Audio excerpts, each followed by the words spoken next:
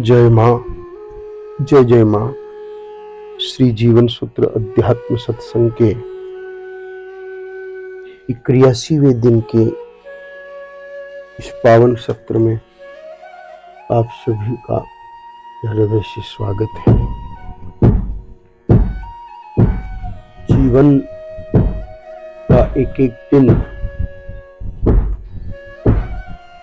और जीवन का एक एक पल अत्यंत महत्वपूर्ण होता है।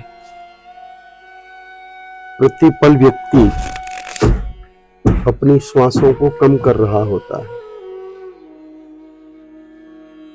मनुष्य को जो श्वास प्राप्त हुई है, अर्थात जीव को जो मनुष्य देह प्राप्त होने पर जितनी श्वासें प्राप्त हुई है, उन श्वासों के अनुसार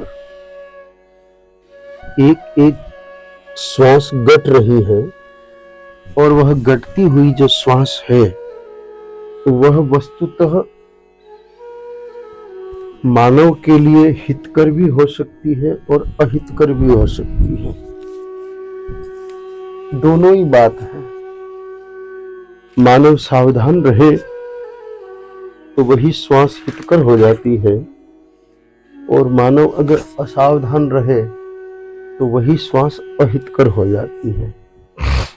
अथवा दोनों ही न रहे तो वह अर्थ रहित हो जाती है।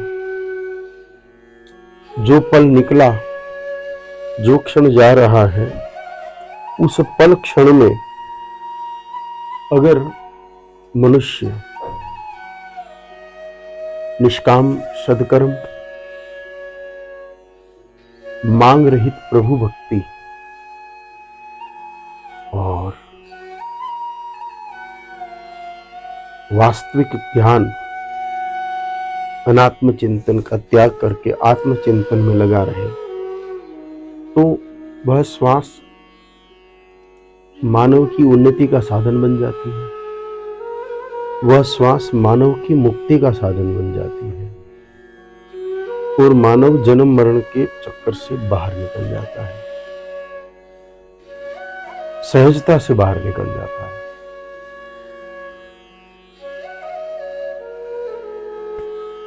अगर असावधान रहे तो निष्काम कर्म योग की जगह, निष्काम सेवा की जगह सकाम सेवा करेगा अथवा प्रमाद करेगा। दोनों ही चीज है। अथवा अहितकारी कार्य करेगा। कर्म तो करेगा ही, विहित कर्म के बजाय निषेध कर्म करने लगेगा। ऐसे कार्य जो हितकारी नहीं है वह कार्य करने लगेगा, तो परिणाम स्वरूप उन्नति की जगह अवन्नति होगी। जिस स्थिति में है अभी, उस स्थिति से और नीचे गिर जाएगा। जो प्रखर प्रज्ञा है उसके स्थान पर वह ओज रहित हो जाएगा। परिणाम जन्म मरण के फंदे से मुक्त होना तो दूर, सालोक्य, सारूप्य, सामीप्य, मुक्ति मिलना तो दूर, स्वर्गादि लोकों से भी वह वंचित रह जाएगा।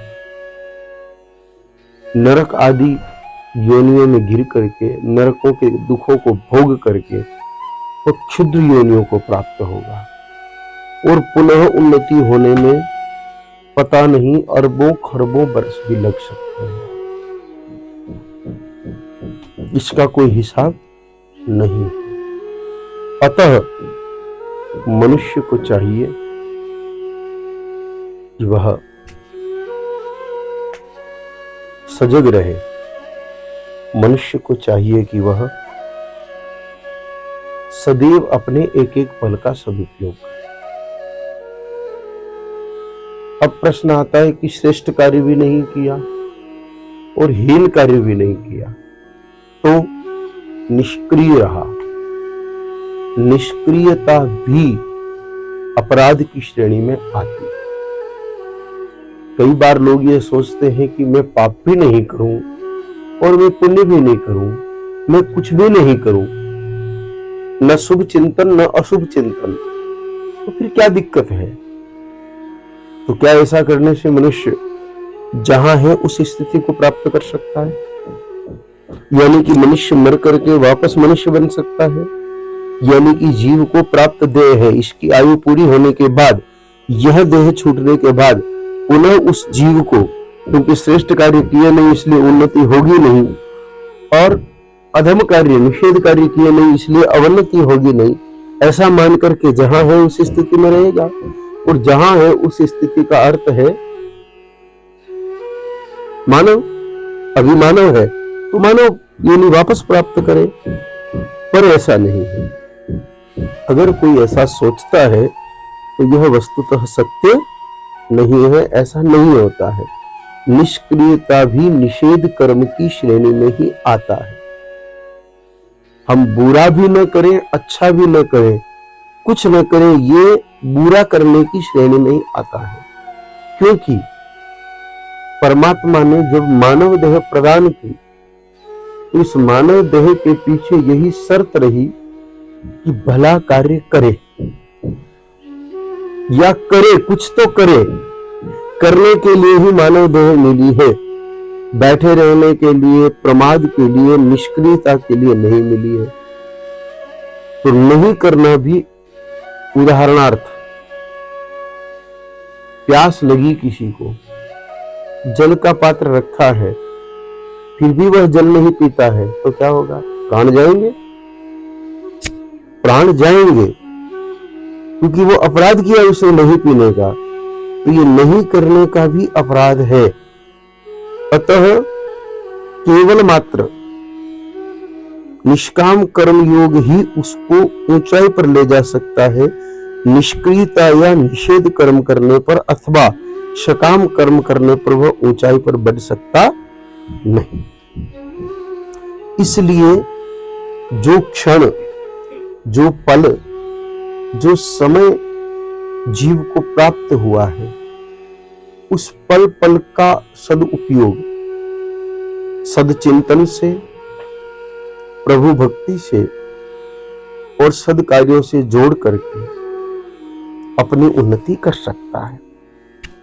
शरीर की जैसी अवस्था है उस अवस्था के अनुसार व्यक्ति कार्य कर सकता है। वृद्धावस्था है, रुग्णावस्था है, या दौर्बल्यता है, ऐसी स्थिति में वह सदमार्गदर्शक की भूमिका तय करे, उस रूप में कार्य करे। बलिष्ठ है, युवा है, रोग मुक्त है, शरीर को अच्छा सामर्थ्य प्राप्त है, वो उस अनुसार शरीर के बल का, सामर्थ्य का अपने युवा होने के भाव का सदुपयोग करे। बुद्धिमान है, कुशाग्र बुद्धि है, तीक्ष्ण बुद्धि है, विवेक प्रदान बुद्धि है, तो उसका उपयोग जगत के हितकारी कार्यों के लिए और शुभ चिंतन के लिए पल पल उपयोग, हर क्षण उपयोग करें। ऐसा करने से उसकी जहां है वहां से उन्नति प्रारंभ हो। सबकी बौद्धिक क्षमता और सबकी शारीरिक क्षमता पृथक पृथक हो सकती है शरीर की, क्योंकि बौद्धिक क्षमता भी असल में अंतःकरण की है और शारीरिक क्षमता असल में शरीर की है। शरीर और अंतःकरण दोनों पृथक पृथक। अंतःकरण ही शुद्ध होने के बाद आत्मा का रूप धारण करता है। मन, बुद्धि, चित्त और मैं हूं का जो एहसास है, ये सब जब शुद्ध हो जाते हैं तब एक होकर के आत्मा का रूप धारण करते हैं। अथवा यूं कह ले कि आत्मा ही जब मन विक्षेप में पड़ी हुई होती है तो ये पृथक पृथक रूप में दिखाई देती है। जैसे एक कार है, उस कार में विविध यंत्र जुड़े हुए हैं, स्टीयरिंग है, इंजन है, टायर है, सीट है, वो सब साथ है तो क्या कहलाती है? कार। अलग अलग पार्ट्स को सबको जोड़ दिया गया तो वो कहला गई कार। लेकिन जब टायर अलग पड़ा है, स्टीयरिंग अलग पड़ी है, इंजन अलग रखा है, सीट अलग रखी है, सो उसको कोई भी कार कहेगा ही नहीं। ये क्या है? स्टीयरिंग है, ये क्या है? टायर है, ये क्या है? सीट है, ये क्या है? इंजन है। हाथ लगा करने पर भी यही कहेगा कि ये सब ये चीजें हैं। अर्थात जब तक पृथक होती है तब अलग अलग नाम होता है, एकता आ जाती है तो उसका एक सामूहिक नाम हो जाता है। तो अब जैसे कार है, सामने खड़ी है, हम कह दे कि वो कार खड़ी है, और कोई कह दे कि बताओ, हाथ लगाओ, बताओ कार कहाँ है, तो वो जा करके सीधा उसके बोनट पर हाथ लगाएगा। तो कहने वाला यूं भी कह सकता है ये कार थोड़ी, ये तो बोनट, वो पीछे हाथ लगाया था, ये तो खिड़की है, लेकिन है तो कार। तो ठीक उसी भांति अंतःकरण के मुख्य जो भाग है, मन, बुद्धि, चित्त और अहंकार। अहंकार का मतलब यहां पर वो अहंकार नहीं, अहम यानी मैं, कार यानी होने का भाव, मैं पना यानी कि मैं जीव हूं शुद्धता आने पर, मैं आत्मा हूं पूर्ण शुद्धता आने पर, और मैं शरीर हूं अशुद्धता आने पर। लेकिन मैं तो रहेगा ही, मैं कभी जाएगा नहीं। मैं तो जीव के साथ रहेगा ही, पर उसका स्वरूप बदल जाएगा। एक मलिन में होता है, एक शुद्ध में होता है। मलिन में ये कहता है कि मैं शरीर हूं, शुद्ध में कहता है कि मैं आत्मा हूं। पर मैं तो किसी भी स्थिति में खत्म होने वाला नहीं है। मलिन में हानिकारक है, शुद्ध में परमात्मा से मिलाने वाला है। तो मन, बुद्धि, चित्त और अहंकार ये जीव का हिस्सा है, और इसी से व्यक्ति अच्छे सोच बनाता है, अच्छे विचार बनाता है। प्रभु की भक्ति करना, प्रभु का चिंतन करना, निष्काम कर्म करने का भाव बनना, ये सब इसी क्षेत्र का काम है। मन बुद्धि का यही काम है। मन विचार करता है, बुद्धि उस पर तर्क वितर्क करती है, करना चाहिए कि नहीं करना चाहिए। चेतना उसको शक्ति प्रदान करती है, अहंकार उसका साक्षी बनता है और वो कार्य होता है। परंतु शरीर के साथ जो चीजें जुड़ी हुई है वो इनसे चलेगी। शरीर खुद अकेला अपने आप कुछ नहीं कर सकता। शरीर में भले कितना ही बल है, एक पहलवान आदमी जो बहुत बड़ा सामान उठा सकता है, कुछ पहलवान आप लोगों ने देखे होंगे दांत से हवाई जहाज खींच लेते हैं, ऐसा देखा होगा ना कई चित्र वगैरह में, वीडियो वगैरह में, जैसा भी है। तो इतने बड़े ताकतवर व्यक्ति का भी अगर मन, बुद्धि, चित्त और अहंकार ठीक नहीं है तो वो सोया रहेगा। और रुग्ण शरीर है, दुर्बल शरीर है, लेकिन मन, बुद्धि, चित्त और अहंकार अगर शक्तिशाली है तो वह उसको भली फिजिकली वर्क नहीं कराएगा, लेकिन मानसिक का श्रम तो करा करके दूसरों के माध्यम से उस कार्य को, दूसरे जो समझाती देह है, जो निज जीव को प्राप्त नहीं हुई लेकिन उस जीव की प्राप्त देह के समान जाति वाले हैं और जो शरीर है, उनके माध्यम से काम करवा सकता है। एक राजा बिल्कुल दुर्बल है, बीमार है, अंतिम अवस्था में है, लेकिन वह सेनापति को आदेश देकर के किसी दूसरे राजा से युद्ध तो कर सकता है कि नहीं कर सकता है। तो करने की जो बात है, जो सदकार्य है, सदविचार है, इसमें शरीर और मन, बुद्धि, चित्त, अहंकार का यानी कि अंतःकरण का बड़ा महत्व है। लेकिन शरीर से भी ज्यादा महत्व अंतःकरण का है। शरीर शिथिल, शरीर कमजोर होने पर प्राप्त शरीर से भले ही हमारा अंतःकरण काम न कराए, लेकिन उसके सगे संबंधियों से तो वह काम करा ही सकता है। और वह काम कराना भी निष्काम कर्म योग, भक्ति और ज्ञान की श्रेणी में आ जाएगा। हालांकि ज्ञान तो विचार का विषय है, इसलिए उसमें शरीर का कोई भाव नहीं है। अब भक्ति में दोनों चीजें साथ चलती है, शरीर का भी रोल है भक्ति में और अंतःकरण का भी रोल है। और निष्काम कर्म योग में भी शरीर और अंतःकरण की दोनों की भूमिका है। अंतःकरण निर्देश देगा, शरीर उस कार्य को करेगा। लेकिन शरीर दुर्बल होने पर दूसरों से वह कार्य करा लेने पर भी जीव की उन्नति तो होगी, क्योंकि असल में प्राप्त शरीर से कराओ या दूसरों से कराओ, प्राप्त शरीर भी तो मिला हुआ ही है, खुद का तो है नहीं।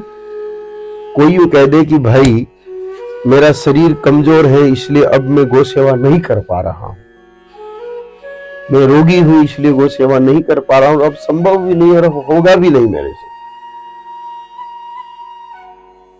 क्योंकि मेरा शरीर, मुझे जो प्राप्त शरीर है वो कमजोर हो चुका है। तो प्राप्त शरीर कमजोर हुआ है तो उस प्राप्त शरीर के रिश्तेदार भी संसार में तो उपस्थित हैं। तो जिस प्रकार प्राप्त शरीर को निर्देश दे रहे थे, दे तो निर्देश ही रहे हैं। अंतःकरण क्या करता है, सब मिलजुल करके निर्देश देके तो शरीर को काम कराते हैं। तो शरीर जो काम कर रहा है वही काम ये शरीर नहीं कर रहा है, तो इसके रिश्तेदारों से करवा लेने पर भी उन्नति उतनी ही होगी। उन्नति में कोई फर्क नहीं पड़ेगा, क्योंकि ये भी पंचभूतों की देह है और वो भी पंचभूतों की देह है। शरीर में सामर्थ्य था तब खुद ने गोबर उठाया, 99 साल का वृद्ध हो गया, लेकिन बहुओं को अति प्यार से समझा करके अगर उनसे गोबर उठवा रहा है तो बहुओं को व्यक्तिगत लाभ तो हो गई, लेकिन इधर जो उठवा रहा है युक्ति से, प्रेम से, उसको भी उतना ही लाभ प्राप्त होगा, क्योंकि वो उठवा रहा है, निर्देश दे रहा है। इसलिए कर्म का जो विषय आता है उसमें शरीर की कोई भी स्थिति हो, किसी न किसी रूप में कर्म तो किया ही जा सकता है, क्योंकि वस्तुतः आत्मा कर्ता भोक्ता नहीं है।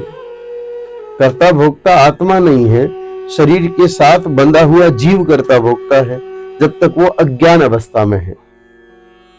लेकिन जीव जब शुद्ध होकर के, अंतःकरण शुद्ध होकर आत्मा का रूप धारण कर लेता है, तब उसको निर्देश देने की भी आवश्यकता नहीं बचती है।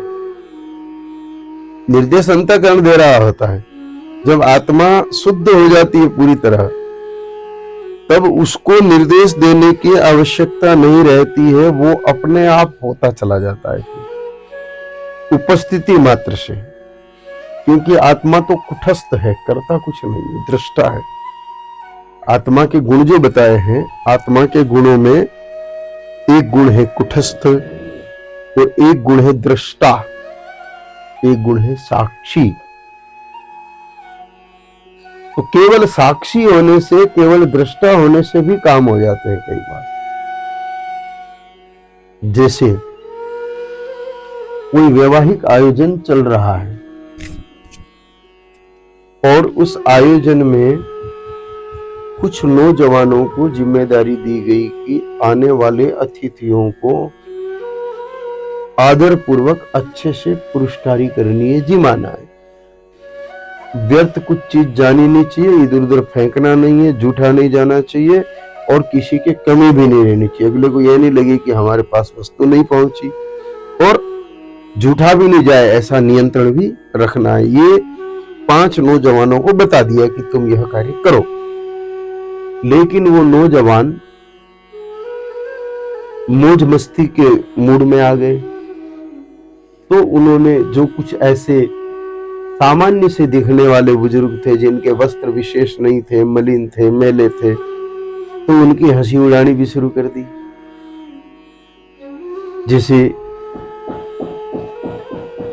कोई मिठाई है और कोई दादा वृद्ध है, दांत उनके नहीं है, तो दादा खाओगे? अरे दादा कैसे खाओगे, तुम्हारे दांत ही नहीं है। एक रखो कि 10 खा लोगे। इस प्रकार की वार्तालाप वो करने लगे। और किसी को बहुत कम रख रहे थे, किसी को बहुत ज्यादा रख रहे थे, हंसी मजाक कर रहे थे, किसी कोने में नहीं आया तो नहीं आया, कहीं बार बार चले गए। तो ऐसी अव्यवस्थाएं हो रही थी। इतने में उन लड़कों के परिचय के एक वृद्ध आदमी, जो कमर झुक नहीं सकते, पुरुषकारी कर नहीं सकते शरीर से, वो वहां आकर के कुर्सी लगा करके बैठ गए। बैठते ही के वो बालकों ने हंसी मजाक छोड़ दी और व्यवस्थित लाइन टू लाइन पुरस्कारी करने शुरू कर दी। क्या उन दादाजी ने कुछ किया? क्या उन दादाजी ने कुछ कहा? नहीं, मात्र उपस्थिति, दृष्टा बने, वो उस स्थान के साक्षी बने।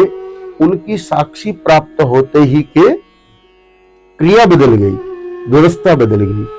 तो यहां पर उनका बैठना अब प्रमाद की श्रेणी में नहीं आएगा। अगर वो इस कारण से बैठे हैं कि मेरे बैठने से लड़के ठीक काम करेंगे, तो वो लड़के जो कार्य कर रहे हैं वो भले इधर कुछ नहीं कर रहा है, लेकिन उसका लाभ मिलेगा उन्नति में, और बिना कुछ किए हो भी रहा है।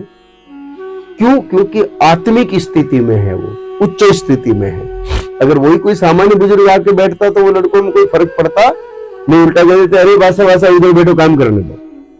लेकिन यहां पर उनके बैठते कि वो, क्योंकि वो उच्च स्थिति में है, जो व्यक्ति बैठा है वो सामान्य स्थिति में नहीं है, उच्च स्थिति में होने के कारण ऐसा हुआ है। समझ में आ रही ना बात? तो ठीक उसी प्रकार अंतःकरण को दिशा निर्देश भी तभी तक देने हैं जब तक वह पूर्ण शुद्ध नहीं हो जाता। जब अंतःकरण पूर्ण शुद्ध हो जाता है तब प्राप्त देह और प्राप्त देह के जो संबंधी है वो अंतःकरण की उपस्थिति मात्र से, साक्षी मात्र से, दृष्टा पने का भाव होने मात्र से ही काम हो जाता है। तो बिना किए ही जो हो रहा है, ये कहते हैं ना कई बार कि बिना कुछ किए ही अपने आप हो रहा है, वो अंतःकरण की शुद्धता के कारण हो रहा है, उसके पीछे और कोई कारण नहीं है। तो जीव का अंतःकरण जब शुद्ध हो जाता है तो वह आत्म रूप हो जाता है। आत्म रूप होते ही के उसके द्वारा उपस्थिति से ही, या वह निर्देश नहीं दे रहा है, सामान्य चर्चा मात्र ही कर रहा है, फिर भी यह कार्य होगा। जैसे आप लोगों ने कई बार कुछ महापुरुषों के दर्शन किए होंगे, वो बहुत ज्यादा कुछ भी नहीं बोलते, लेकिन लोग उनके पास जाते हैं, उनके चरणों में बैठते हैं और प्रभावित हो जाते हैं, सदकर्मों में लग जाते हैं। वो कहते कुछ नहीं, फिर भी उनके दर्शन मात्र से सदकर्मों में लग जाते हैं। क्यों? क्योंकि जिस शरीर में वह जीव आया हुआ है वह अंतःकरण इतना शुद्ध हो चुका है कि आत्म रूप में बदल चुका है। इसलिए आत्म रूप उस शरीर के साथ लगा होने से वह शरीर इतना प्रभावशाली हो गया है उस आत्म तत्व के प्रकाश से कि उस शरीर का दर्शन करके ही लोगों में स्वतः परिवर्तन आ रहा है, वैचारिक परिवर्तन आ रहा है। ये किसका प्रभाव है? अंतःकरण की पूर्ण शुद्धि का प्रभाव है। तो यह अंतःकरण पूर्ण शुद्ध कैसे हो, उसके लिए हमको भगवान ने कृपा करके श्रीमद् भगवद गीता प्रदान की है, जो हमारे लिए साबुन का काम करती है, मार्जन का काम करती है। तो श्रीमद् भगवद गीता के प्रथम अध्याय के 16वें श्लोक पर चर्चा कर चुके थे। आज 17वें श्लोक के पहले भाग पर चर्चा करते हैं। शंखवादन की ही बात चल रही है इसमें। कौरव सेना के शंखवादन में एक भीष्म पितामह ने शंख बजाया, उनका नाम सहित वर्णन आया है। शंखवादन में नाम सहित वर्णन किसका आया? सिर्फ भीष्म पितामह का आया। उसके बाद आया कि कौरवों के अन्य रथियों महारथियों ने भी शंख बजा दिए, लेकिन उसके प्रति उत्तर में जो शंख बजाने की बात आई, तो अब पांडव सेना के लोग जो शंख बजा रहे हैं उनके सबके नाम का उच्चारण हो रहा है। ये आप लोगों ने इस बिंदु पर ध्यान दिया होगा कि पहले माधव और धनंजय इन्होंने शंख बजाए, फिर उनके साथ भीम ने बजाया। फिर चर्चा आई कि धर्मराज युधिष्ठिर ने, कुंती पुत्र राजा युधिष्ठिर ने अनंत विजय नामक शंख बजा दिया। फिर नकुल और सहदेव की बात आई कि इन्होंने मणि, पुष्पक और सुघोष नामक शंख बजा दिए। वही क्रम आगे बढ़ रहा है, यहीं पर संजय रुके नहीं है। उधर तो मात्र भीष्म पितामह का नाम लिया, यहाँ इन 6 का नाम लेने पर भी अभी संतोष नहीं हुआ संजय को, और संजय ने आगे और लोगों के भी नाम लेने शुरू किए। वही नामों का वर्णन 17वें और 18वें श्लोक में है। तो उसमें से 17वें श्लोक की अपन चर्चा करते हैं कि कासश्च परमेश्वासः शिखंडी च महारथः दृष्टद्युम्नो विराटश्च सात्यकिश्च पराजितः। कि यहां पर परमेवाश यानी कि श्रेष्ठ धनुष वाला, अच्छे धनुष वाला, वह धनुष जो बहुत मजबूत है, काशीराज जिनके पास अच्छा धनुष है, श्रेष्ठ धनुष है, और शिखंडी जो महारथी है। सबके साथ कहीं न कहीं कोई न कोई उपमा लगाई है। यहां पर काशीराज को अच्छे धनुष वाला कहा,